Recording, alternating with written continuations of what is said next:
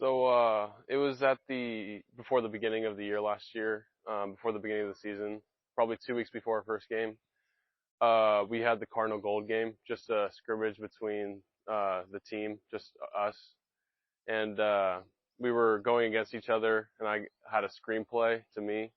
I caught the ball, I started running up the sideline, and then right when I was about to go out of bounds, I someone grabbed my legs from behind, and I fell down and hit my shoulder. Immediately, like, I was in pain, but like I didn't really think anything much of it because it didn't really hurt that bad, but it was just one of those things where I was like, something doesn't feel right. So we had the trainers come over, and they were just like, yeah, like it feels fine because nothing was really poking out. Normally with a collarbone injury, it kind of like does one of these where it kind of pokes out of the skin. And they were like, yeah, you're fine, like you'll be good. So then, like, I couldn't take off my pads, I couldn't hold anything. So that's when it started to really, like, once my adrenaline wore off, it started to really hurt. And I got home, I took off my shirt, and I could see it kind of poking out a little bit. So I decided to go to the doctors, the ER room, and that's when I got an X-ray, and it came back positive with a broken collarbone. Um, so I ended up taking him to the ER, and they did the X-ray and came in, and you could see that it was lopsided immediately. And so they set us up with a sports med appointment for later that week, and we got the news that, he would be returning for 6 to 8 weeks.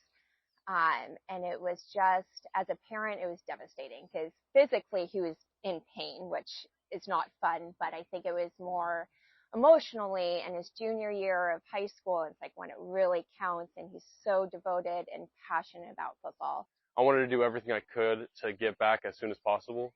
So that was really my main thing. I called our one of our team doctors or slash coach, and I asked him like what I can do to make it heal faster, and he told me, you can come into the office and I can do stuff for you, but you just want to be taking calcium and stuff like that. He's gotten really lucky that he's been playing since he was in second grade, and we've never had an injury like this. And then for it to come at really the worst point, minus his senior year, the worst point that it possibly could. It was really, really hard for everyone. Last year I felt like I was very careless with what I was doing, but because it was my junior year, I thought all the time in the world. But once I got my injury, I really saw like, oh my gosh, like I only have 10 more games left.